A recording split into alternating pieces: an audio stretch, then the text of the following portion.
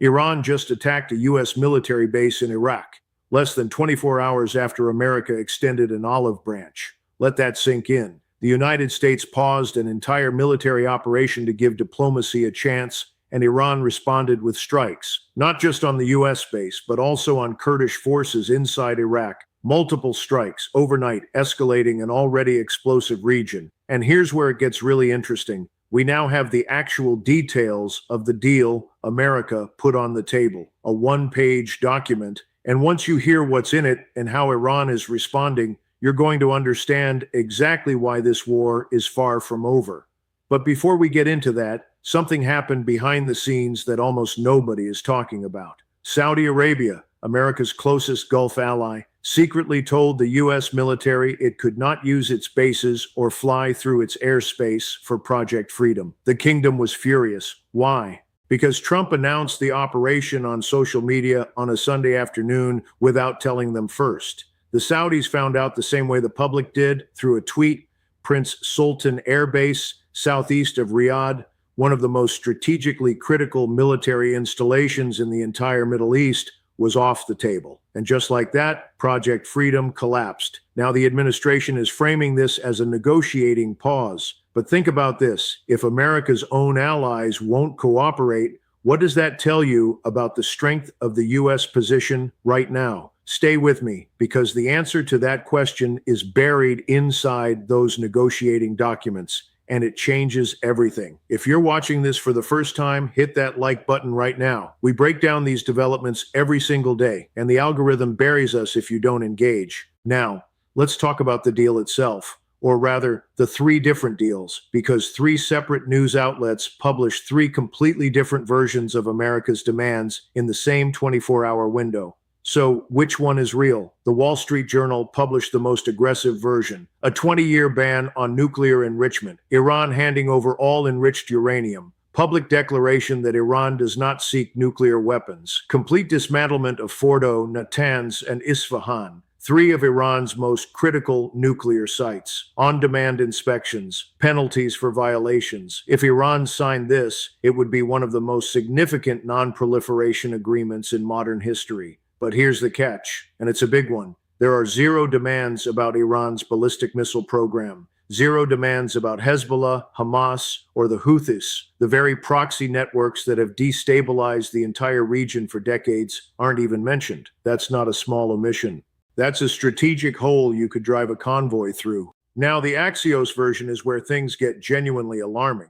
And if you value this kind of daily deep dive analysis, this is the moment to subscribe, because what comes next is something the mainstream media is glossing over entirely.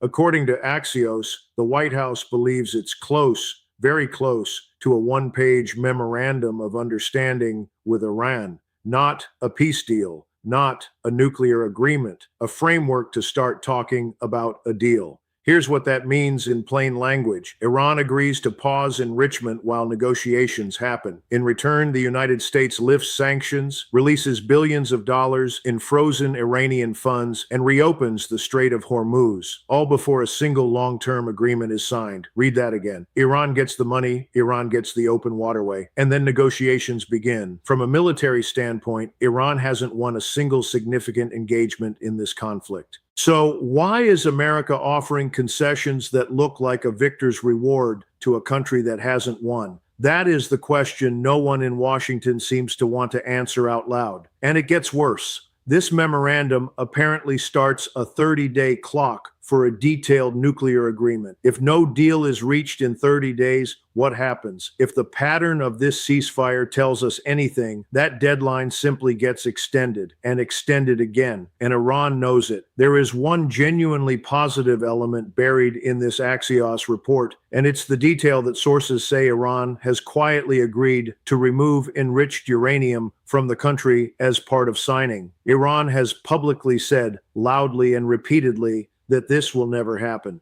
So either the faction negotiating with Washington has more authority than we think, or the IRGC, which controls the actual nuclear infrastructure, is going to reject it the moment ink hits paper. The New York Post adds another layer of confusion, reporting that Pakistani mediators, who are essentially human messenger pigeons between Washington and Tehran, have confirmed there are multiple versions of this document floating around simultaneously. Multiple versions. Nobody knows which one is the real offer and which one is a negotiating ghost.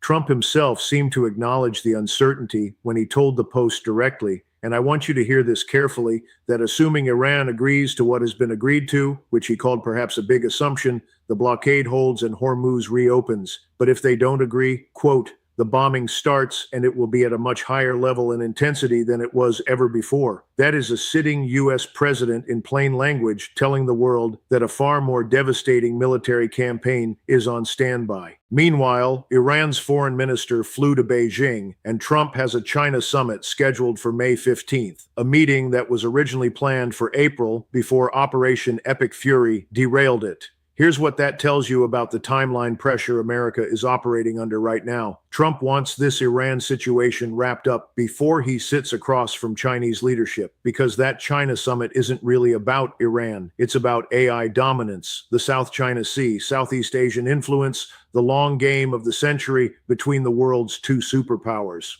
Iran is a distraction Trump cannot afford to bring into that room unresolved. So the real deadline for this deal may not be the 48-hour window Axios reported. It may be May 14th, the night before Air Force One lands in Beijing. And while the diplomats negotiate and the generals wait, 6 million ordinary Iranians are living through what one shopkeeper described as an economy so broken it may take 10 to 15 years to recover, even if the war ends tomorrow. Al Jazeera reporters on the ground inside Iran found citizens lining up against a backdrop of billboards showing Trump's mouth sealed by an image of the Strait of Hormuz. The slogan, "At the breaking point." Prices on everything from eggs to gold are rising daily. The Iranian rial is in free fall, and here is what makes the Iranian president's response almost darkly absurd. He posted a statement about price gouging and economic hardship on Twitter, a platform that has been banned inside Iran for over 68 consecutive days. His own citizens cannot read the message he wrote for them. If that single detail doesn't tell you everything you need to know about how disconnected this regime is from the people it claims to govern, nothing will. To understand why Iran keeps making decisions that seem to guarantee its own destruction, you have to go back further than 1979, all the way to the Qajar dynasty in the 19th century, because the power structures, the paranoia, and the negotiating patterns you're watching play out right now were built over 150 years. That full breakdown is live right now, and the link is in the description below. If this script gave you something the headlines didn't, share it with one person who's trying to make sense of this conflict. Subscribe if you want this level of analysis every single day. No noise, no spin, just the full picture.